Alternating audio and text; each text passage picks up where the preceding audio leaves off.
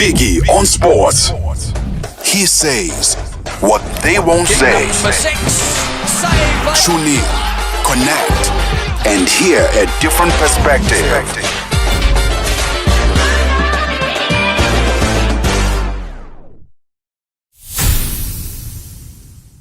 Hello world, once again, thank you so much for joining us on your most informative, educative show called Biggie on Sport. We're here again looking at football. This time around, I must say thank you South Africa, thank you everyone within the continent of Africa, as well as across the length and breadth of the world. We've just watched a beautiful game of football, talking about the 2024 edition of Euro happening down in Germany. What an exciting football displayed in the field of play.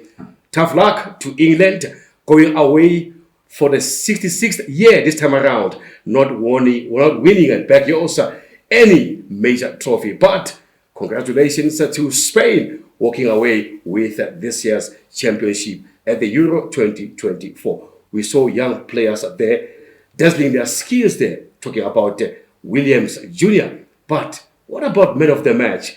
16-year-old, that is Yamal. He was so exceptional. Having spoken about a beautiful game of football in Germany between Spain and England, we're coming back now looking in the context of South African football. A lot has been happening within the PSL. I don't know I should call it PSL or DSTV Premiership because there are reports that relationships are about to be severed between the Highline sponsor as well as the PSL. But we're going to be hearing more as we continue right here with our interview. We'll be looking at the transfers, looking at recruitments within the teams, the off-season. We know that many big teams are not within the country at this moment, are busy trying to beef up their squads, working very hard in preparation for the 2024-25 PSL season. My guest is here, Derrick Mapura. He is making a comeback, visiting us once again on this platform. We'll be looking at the PSL. Derrick, once again, welcome to Biggie on Sport. Thank you guys. Thank you for having me. Are you well today, Derrick? I feel great. Yeah, I've seen you on various platforms. It looks like you are riding the crest of success, Derrick. We are trying. By God's grace, things keep happening. And I mean, we're doing it for the kids. So the kids are the ones that are making things happen. Wonderful. You know? Awesome. You're from Lima Sports program based in Tembisa. Remind the audience or viewers at home, what is the Lima Sports program? Lima Sports program, it's a sports-oriented program that is based at Tembisa, Ewelamlambo, and it has got 3 sporting codes, which is soccer, netball, and chess. And we recently just launched a female program called Lima Girls League. Its aim is to empower young girls. So we now have 2 leagues, the male and the female leagues, that are running throughout the next 6 months. Let's talk about the PSL. We watched the PSL season coming to an end, and while we were starved of football, as I've mentioned in my intro, we saw the Euro coming through. At least we were kept busy by watching the Euro, the Copa Cup. But as once again I did mention, I want us to refocus our attention on the local football PSL. Let's start with Sundowns. Congratulations to them, winning the title 7 times. Sundowns? Yeah, with Sundowns, they deserved it, to be honest. I mean, their sign is sky's the limit, and they've won it 7 times. It's not a mistake. It's through structure, through planning, through dedication, and just being one full happy family. If there's one thing that Sundowns have mastered, it's their football and their philosophy. They know what they're doing. They know what they want to get out of the strategies that they have. And I mean, we just saw now they just won, and now they're busy in tour trying to prepare for the off-season. You know, so they're one of the best teams we have in SA. Yes, sir. Good news for Sundowns. Arguably, they're the best team within the PSL. Nobody can argue against that. And in Africa. And in Africa as well. And also, they had a good coach. Rana Mukwena. I say they had a good coach because the two parties have parted ways. Fast forward, after all was announced, Sundowns are champions and so forth, we were caught, I would say, for a lack of a better word, by surprise. Announcement came through different media reports that Rolani Mokoena has since or is about to leave Sundowns. Do you think, did we expect anything like that? Because I never saw this coming. Did you expect that anytime soon Rolani will leave Sundowns? To be quite honest, no one saw this one coming.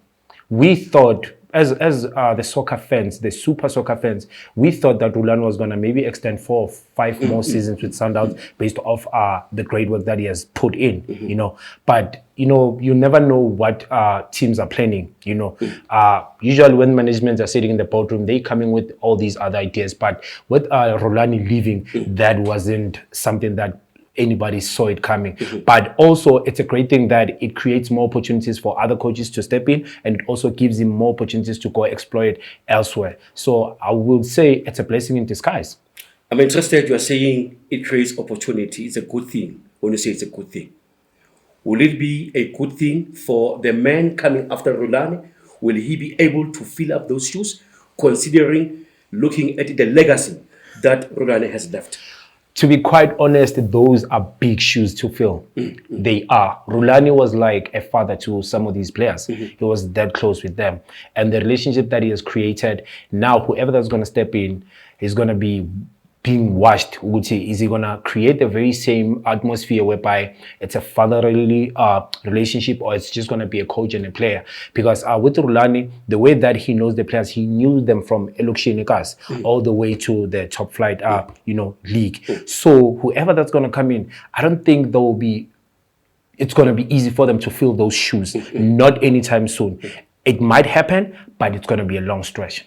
For the benefit of the viewers at home, reports and the rumor mill says the circumstances around his departure from Sundowns was due to a sour relationship between himself with the director of sporting, a Dutchman coming from the Dutch country, working in South Africa for Sundowns, known as Fleming Berg, who is the director of sporting at Sundowns. Apparently, the two were constantly at loggerheads. Yes, according to the reports, I've also done my research, and it turns out that Fleming was giving him instructions on who to sign and who not to sign, but he just went over and just decided to sign whichever player that he wanted, which was not part of the plan in the team. Like I had mentioned earlier, there's a structure, there's a plan that everybody has to follow. But I think this time he just decided to, no, since I won, let me just do whatever that I want, of which they had to, sack him. You are watching Biggie on Sport. We say what they want to say. My guest today here, Derrick Mapuru, coming all the way from Tembisa. We're looking at the PSL. You talk about structures within Sundowns. Yes. The line of reportage. Apparently, the man at the center of Rolani's departure is former Orlando Pirates player, Thembinkosi Lodge. Apparently, Rolani went against the weight of the sporting director, and he went on to sign Lodge. Reasons that were given by the sporting director is that not wanting to sign Thembinkosi Lodge is that age is not on his side, and he's prone to injuries constantly. Yes, that is true. And also based off the off-field behavior that is being circulating, that's also one of the things that Fleming was against. That, look, we cannot be signing someone that was just recently trended for the wrong things. As the Sundowns team, they want to try keep it clean as best as they can. They don't want to be bringing bad publicity into the team, as they doing great now. So that's something that kind of went sour within the Sundowns camp, that you cannot be signing someone that, like you said, the age, the behavior, the injuries, and also the behavior. That wasn't something that the Sundowns management wanted. And he went on and signed him. And so this is what happened afterwards. I want us to move away from Sundowns, as we have a number of teams lined up from the PSL. Sundowns are currently in Australia, and after Mokwena's departure to be signed by one of the African giants within the continent, Wydad Casablanca, he's there right now as a coach. We have seen an exodus of many personnel from his technical side, from your manager to the physical trainer, etc., joining him in Casablanca. Do you think this is the start of the end of Sundowns? To be quite honest, I wouldn't say either it's the start or the end. We are looking at something that we are not sure what's going to happen. Like you said, we didn't expect that Rulan was going to leave Sundowns. And at this point in time, we're all waiting in suspense to go like, let's see what happens. Now they're in Turkey, they're busy doing their preseason trainings. And at this point in time, we're all just waiting to hear the news, which what's going to be happening from now on. Because at this point in time, we're all just been seeing blanks. We don't know what's happening within the camp. Derrick, what you mentioned is very profound. You mentioned that the players took Rolani as their father. And myself as a sports journalist, I know that you don't win the game in the field of play, but you win the game in the changing room. Yes, sir. This is where the sentiments of the coach and the players come together. The chemistry. The chemistry. Once they get into the field, they've already won the game. Hence, some say we see players of Sundowns play or perform the way they did. You think the next person coming in will be able to emulate what Rolani has done?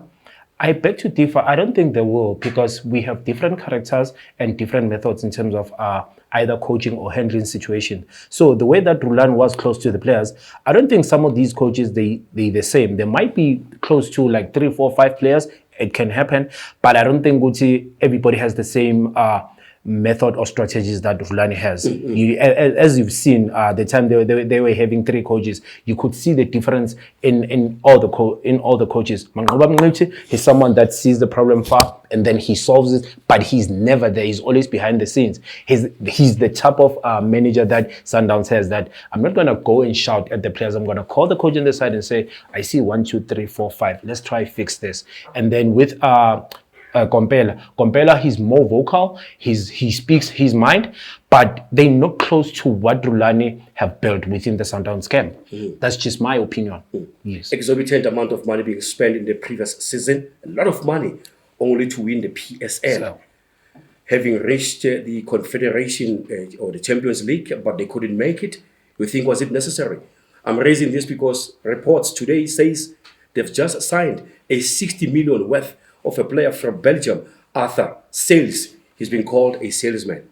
You think, is it necessary? to be honest, it is necessary. The reason why I'm saying this, let's just move away from SA and go to Europe. You check Madrid, they just signed Mbappe. Mbappe just broke record the CR7 with filling up the stadium with 80,000 people, the same. And the money that is being spent, it is necessary because you're looking at people that are going to come in and help you sell shirts for the club, people that will help you have crowd in the stadiums, people that would actually help the team gain. So it's worth investing so that you can get some endorsements, yes. Because if you do not invest, there is no way that you're going to be getting the return on investment. But if you do not invest, you're not going to get anything. For an example, our team, Kaizer Chiefs, the last 3, 4, 5 seasons, we were not investing in players. That is why we're having very bad seasons. We never finished on the top 8. We never won anything in the last 10 years. It is because we were not investing financially in our team. It's like you're expecting a flower to grow, but you don't water the plant. You have to water the plant. So Sundowns, they're doing that because they understand the importance of investment. Last time they saw Barcelona playing, there were these, I don't know if they call it the sports bras, but so Sundowns saw it. They saw Barcelona was playing with it, Lewandowski. And then they went on and they bought that. And that is helping you to read the heart rate, the space, the space that you've covered, the fitness and everything else. Sundowns is the only team that has that in the PSL. These other teams are not doing that. And I think this is what contributes into not winning the league. Yes. Yeah, we're moving away from Sundowns. We are going into the 2024-25 season. Are Sundowns going to maintain the status quo of being one of the teams that constantly win every league game? No, they won't. They won't. They won't. Okay, we'll leave it at that. Second position now, Orlando Pirates. Towards the closing of the season 2023-2024, they were fighting not literally so, but they were actually at head-to-head with the team from the Wildlands in Cape Town, Stellies, vying for the second spot to be eligible to qualify for the Champions League. And it was a close call for the Stellies towards the end of the season. Pirates winning that, obviously, taking number 2. Now they are eligible to participate into the Champions League. They are currently in Turkey for the pre-season camps. They've made a few signees, including Gilberto. You think Pirates are coming in maybe to take over where Sundowns left off? Yeah, that could be possible. My reason is that Pirates over the last 11 months have been nothing but consistent. That's one. Two, Pirates have now signed young players. If you check the season 205, 206, 207, they had your Giftil Remy, your Chisboy Mukwena, Tutugu Makanya. Those were the core, and that was youth, and they were at their prime. And then now you go at Pirates, you check Mufukeng, you check Masongai, they at their peak. Yes, so for me, they have something this season that I will give them a push to contend for the number one. And I also strongly believe that they could actually win the league next season, in 2024-2025 season, because of the structure that they have and the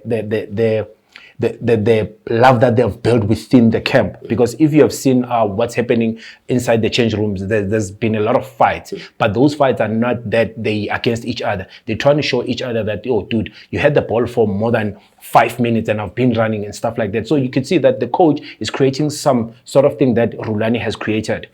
The bond between the players, the chemistry. So yes, indeed, Pirates is definitely going to be a better team coming next season. They've signed a few players, as I've said, Gilberto. They've let go of many players. Your Vincent Pule. There's an outcry about Vincent Pule going to SuperSport.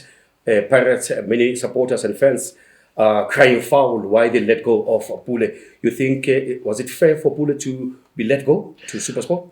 To be honest, it wasn't fair, but sometimes as a player or as a person, you get caught up in the crossfires. Okay. Vincent Pule was signed by Mukwena by the time he was still at Pirates. Okay. And so the new coach came in. So for him, he didn't see the use of using him. He was like, I cannot use you, so it's better if you leave.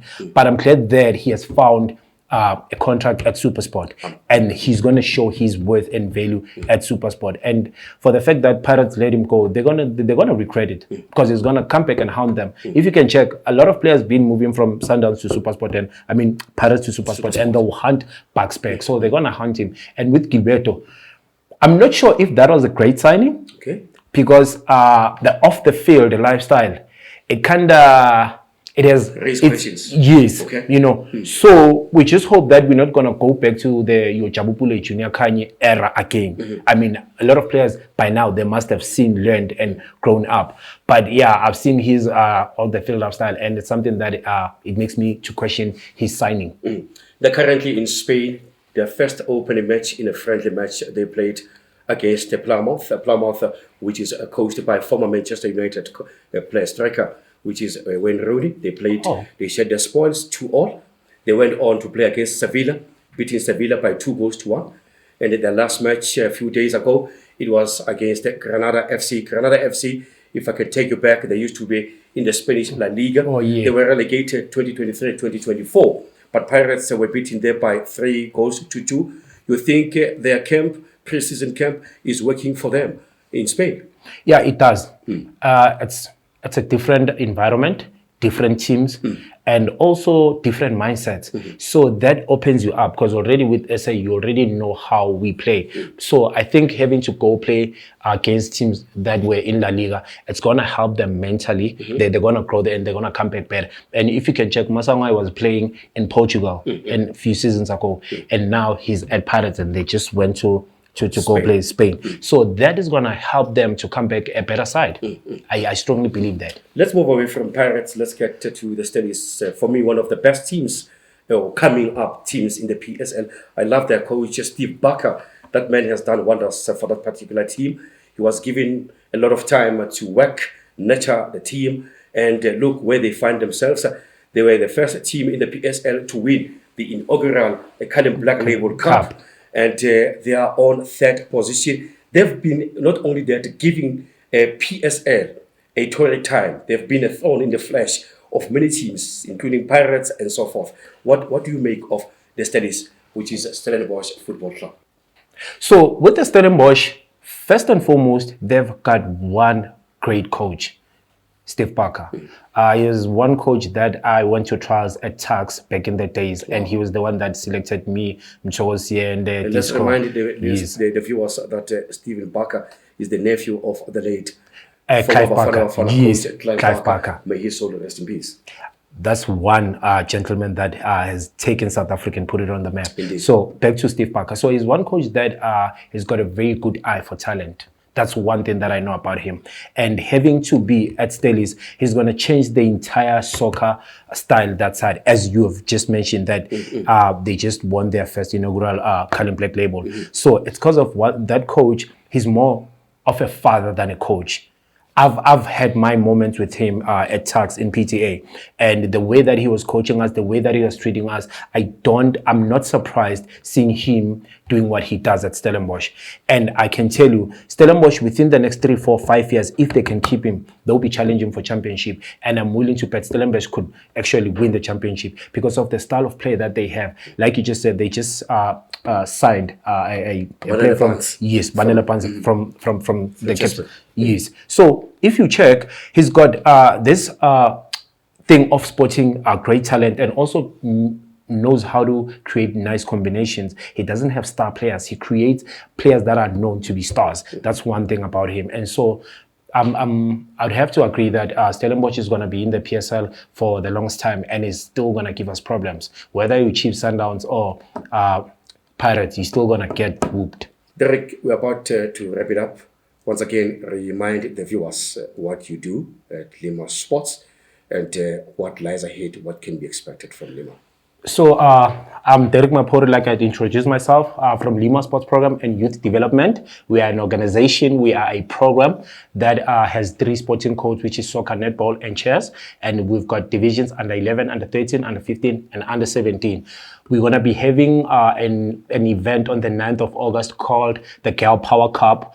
We're going to be celebrating Women's Day through sports activities. We're going to be just making the Girls' Day, special, making sure that there's breakfast, there's lunch, and also the sports activities. And on the 24th of September, we're also having the 6th annual Heritage Cup that's going to be taking place in Tembisa, Ewela Mlambo, and then we're going to be closing the seasons and then opening 2025 on March the 2nd. And for them to learn more about the Lima Sports, where can they find it? So to find Lima Sports Program, you can visit our social media pages. Facebook, it's Lima Sports Program. Instagram, it's Lima Sports Program _ SA. Twitter, it's Lima League 2. TikTok, it's Lima _ League 2. LinkedIn, it's Lima Sports Program and Youth Development.